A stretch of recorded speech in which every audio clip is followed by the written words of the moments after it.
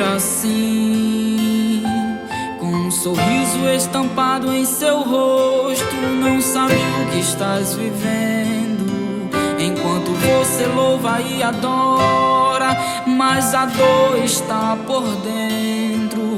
Você não conta pra ninguém, mas tá doendo.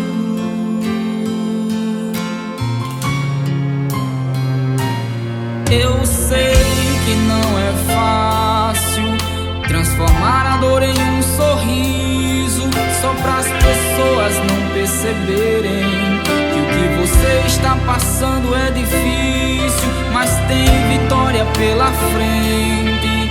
E o segredo de tudo isso é ficar firme. Enquanto você canta, Deus está fazendo um sobrenatural na tua família, e vai mostrar pra todos eles que você é escolhido.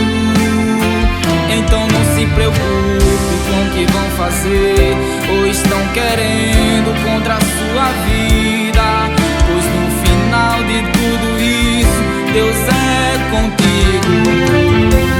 Quer ganhar essa batalha, fique firme. Quer vencer toda essa luta, irmão, resiste.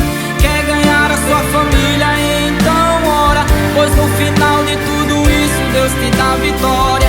Ele dá vitória pra quem faz a sua obra. Ele dá vitória pra quem louva e adora. Ele dá vitória pra quem pela madrugada, quando escuta a sua voz, se levanta e ora. Ele dá vitória pra quem na prova não murmura. Ele dá vitória pra quem prega pelas ruas. Ele dá vitória e tem vitória pra você.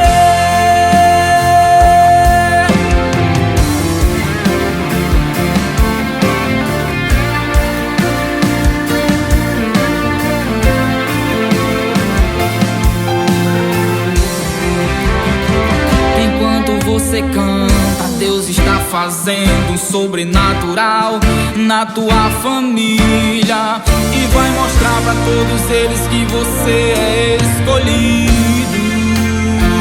Então não se preocupa com o que vão fazer ou estão querendo contra a sua vida, pois no final de tudo isso, Deus é contigo. Quer ganhar essa batalha, fique firme. Quer vencer toda essa luta, irmão, resiste. Quer ganhar a sua família, então ora, pois no final de tudo isso, Deus te dá vitória. Ele dá vitória pra quem faz a sua